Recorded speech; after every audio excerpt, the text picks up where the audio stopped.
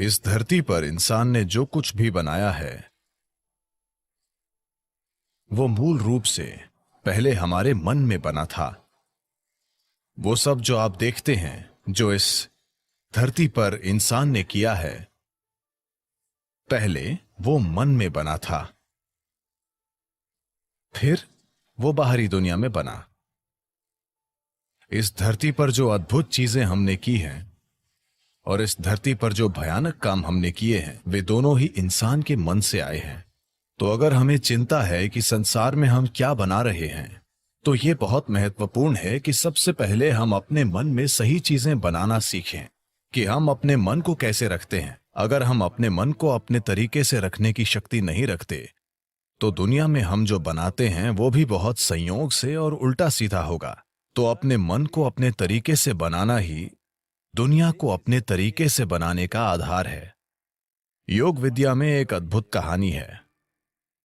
एक दिन एक आदमी टहलने निकला। वो लंबी सैर के लिए गया।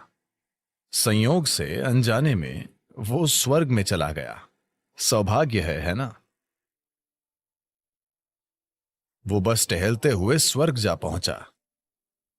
इस लंबी सैर के बाद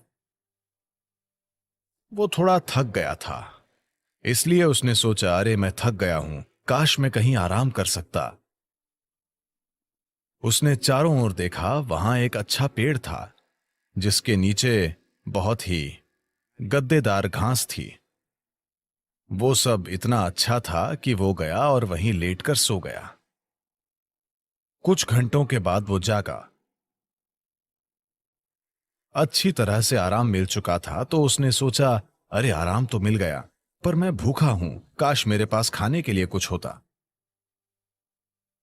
और उसने उन सभी अच्छी चीजों के बारे में सोचा जिन्हें वो अपने जीवन में खाना चाहता था, और तुरंत ही वे सारी चीजें उसके सामने आ गईं। आपको यह समझने की जरूरत है कि वहां की सेवा ही ऐसी है। भूखे लोग सवाल नहीं पूछते। खाना आया और उसने खाया। पेट भर गया। फिर उसने सोचा, अरे मेरा पेट भर गया है, काश मेरे पास पीने के लिए कुछ होता।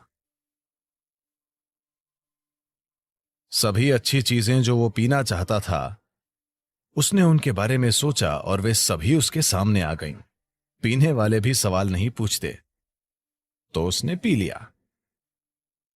अब थोड़ी शराब अंदर जाने के बाद, आपको पता है चार्ल्स डार्विन ने कहा था, आप सब बंदर थे, आपकी पूंछ गिर गई। मैंने नहीं, चार्ल्स डार्विन ने बताया कि आप सभी बंदर थे और आपकी पूंछ गिर गई और फिर आप इंसान बन गए। हां, पूंछ जरूर गिर गई, लेकिन बंदर जो मन स्थापित नहीं होता उसे योग विज्ञान में हमेशा मरकट कहते हैं, क्योंकि मरकट का मतलब बंदर होता है। हम मन को एक बंदर क्यों कह रहे हैं? एक बंदर में क्या गुण होते हैं?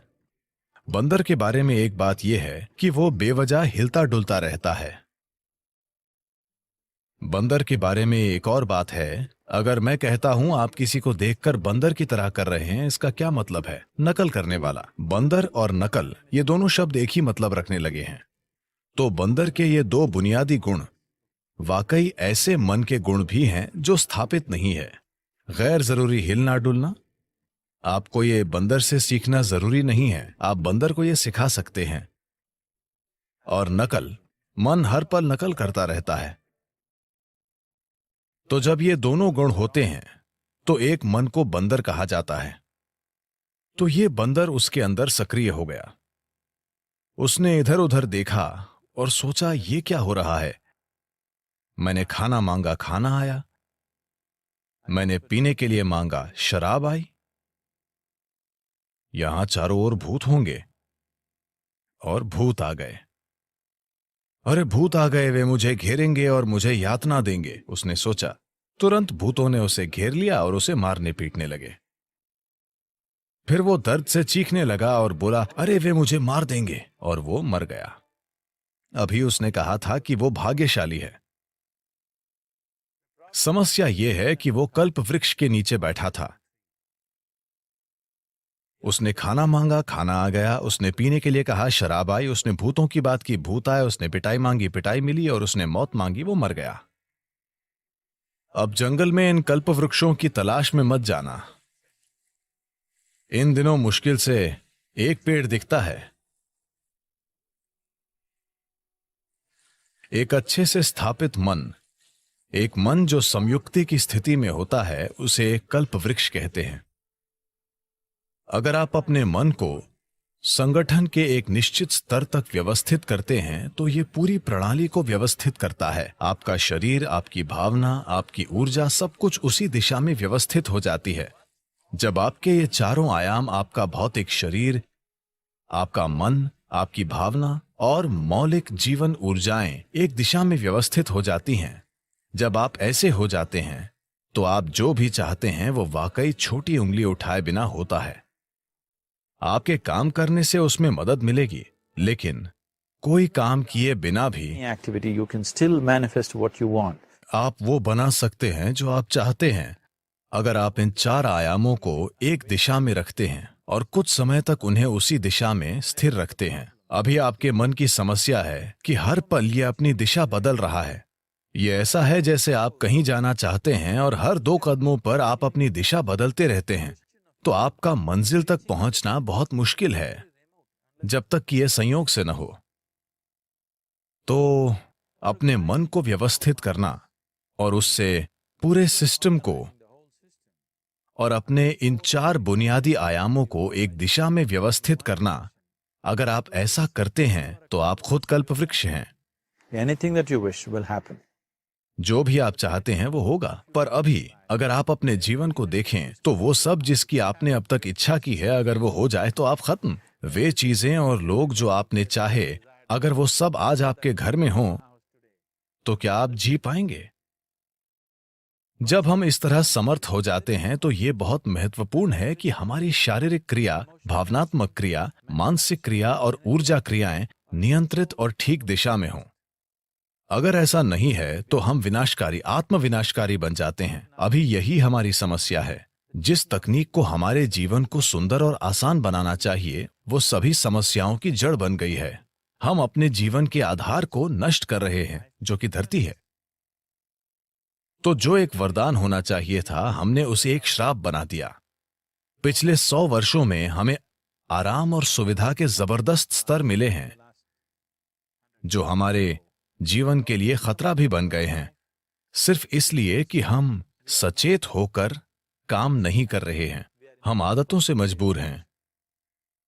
तो मन को व्यवस्थित करने का बुनियादी मतलब है चीजों को विवशता से करने के बजाय जागरूक होकर करना। आपने ऐसे लोगों के बारे में सुना होगा जो कुछ मांगते हैं और सभी उम्मीदों से परे वो उनके लिए सच हो जाता है। आमतौर पर ऐसा उनके साथ होता है जो श्रद्धा रखते हैं। मान लीजिए आप घर बनाना चाहते हैं। अगर आप सोचने लगेंगे, अरे मैं एक घर बनाना चाहता हूं, घर बनाने के लिए 50 लाख रुपए चाहिए, मेरी जेब में 50 रुपए हैं, नहीं होगा, नहीं होगा, संभव नहीं है। जैसे ही आप कहते हैं संभव नहीं है, आप ये भी कह रहे हैं कि मैं ये नहीं चाहता। तो एक स्तर पर आप इच्छा पैदा कर रहे हैं कि आप कुछ चाहते हैं, दूसरे स्तर पर आप कह रहे हैं मैं ये नहीं चाहता। तो इस संघर्ष में ये शायद न हो पाए। कोई इंसान जो किसी भगवान या मंदिर में या जिसमें भी श्रद्धा रखता है, जो सरल मन वाला है, श्रद्धा सिर्फ उन लोगों के लिए काम करती है जो सरल मन वाले हैं। सोचने वाले लोग जो बहुत अधिक सोचते हैं, उनके लिए ये कभी काम नहीं करती। एक छोटे बच्चे जैसा इंसान जिसे अपने ईश्वर या अपने मंदिर में या जिसमें भी एक सरल श्रद्धा है, वो मंदिर में जाकर कहता है, शिव जी मुझे एक घर चाहिए, मुझे नहीं पता कैसे, पर आपको ये करना होगा। अब उसके मन में कोई उल्टे विचार नहीं है, क्या ऐसा होगा, क्या ऐसा नहीं होगा, क्या यह संभव है, क्या यह असंभव नहीं है। श्रद्धा के सरल काम द्वारा इन चीजों को पूरी तरह से हटा दिया जाता है। अब उसे श्रद्धा है कि शिव उसके लिए ये करेंगे और ऐसा होगा। तो क्या शिव खुद आकर आपका घर बनाएंगे? नहीं। मैं चाहता हूं कि आप समझें, ईश्वर आपके लिए छोटी उंगली भी नहीं उठाएंगे। जिसे आप ईश्वर कहते हैं, वो सृष्टि का स्रोत है। एक निर्माता के रूप में उन्होंने जबरदस्त काम किया है, कोई प्रश्न नहीं है। आप इससे बेहतर सृष्टि सोच सकते हैं? अभी जो भी है उससे बेहतर सृष्टि की क्या कोई कल्पना कर सकता है? तो एक निर्माता के रूप में उन्होंने बेहतरीन काम किया है, पर अगर आप चाहते हैं कि जीवन आपके हिसाब से चले, क्योंकि अभी आपकी खुशी और आपकी खुशहाली की बुनियाद ये है, अगर आप दुखी हैं तो सिर्फ और सिर्फ इसलिए आप दुखी हैं कि जीवन वैसे नहीं चल रहा जैसे आप चाहते हैं। बस यही बात है। तो अगर जीवन आपके हिसाब से नहीं चलता तो आप दुखी होते हैं। अगर जीवन आपके हिसाब से चलता है तो आप खुश होते हैं। ये इतना सरल है। तो अगर जीवन को आपके हिसाब से चलना चाहिए तो सबसे पहले आप कैसे सोचते हैं, आपकी सोच में कितना फोकस है, आपके विचार में कितनी स्थिरता है और विचार प्रक्रिया में कितनी ऊर्जा है, इससे तय होगा कि क्या आपका विचार एक सच्चाई बनेगा या सिर्फ एक विचार रहेगा। ये इससे भी तय होगा कि आप उल्टे विचार बनाकर उस विचार के लिए रुकावट नहीं पैदा करते। Is something possible or not possible? Is destroying humanity.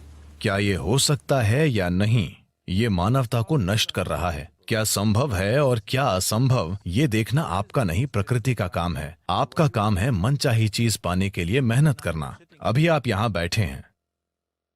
अगर मैं आपसे 2 सरल प्रश्न पूछूं, मैं चाहता हूं कि आप बस सुने और उत्तर दें।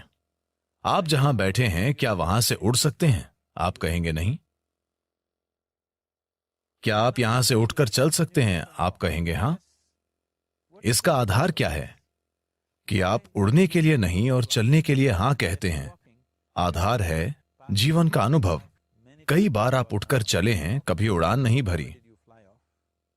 या दूसरे शब्दों में, आप जीवन के पिछले अनुभव को आधार बनाकर यह तय कर रहे हैं कि कुछ संभव है या नहीं।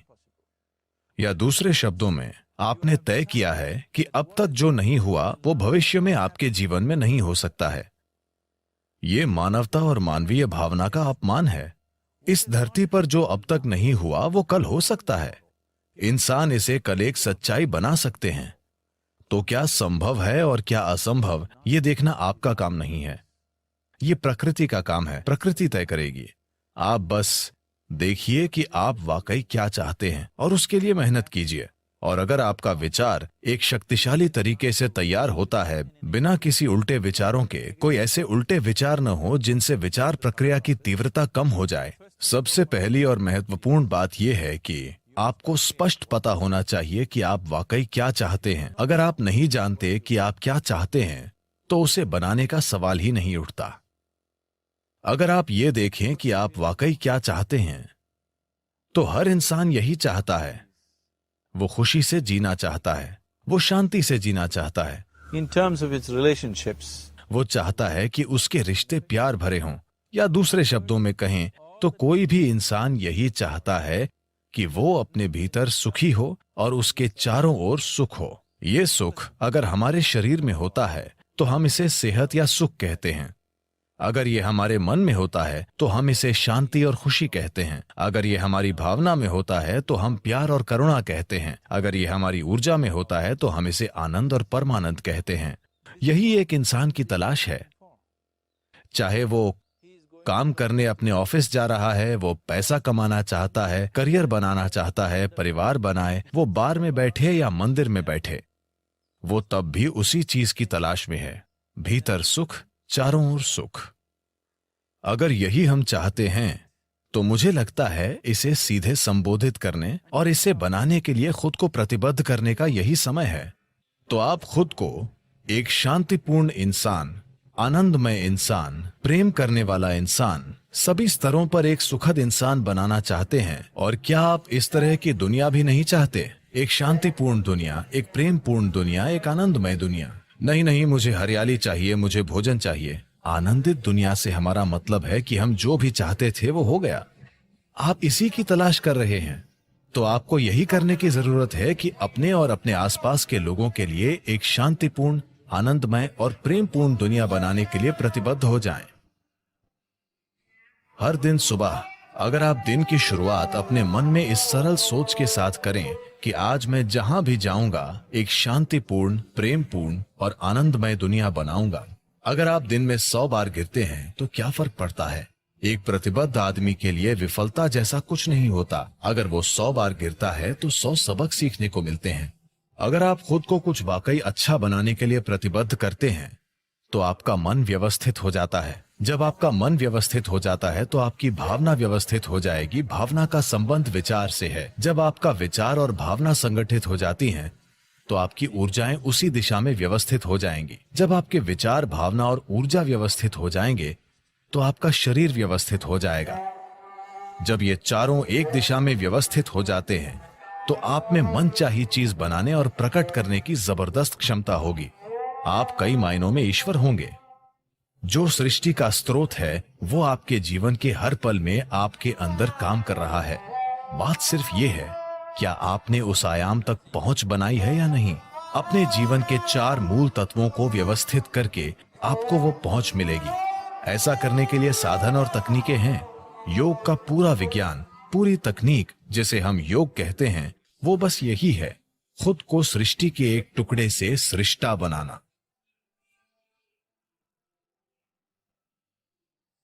ये मेरी इच्छा और मेरा आशीर्वाद है कि दुनिया में हर इंसान को अपने भीतर सृजन के स्रोत तक पहुंचो, ताकि वो रचनाकार की तरह यहां काम कर सके, न कि सिर्फ एक रचना के रूप में।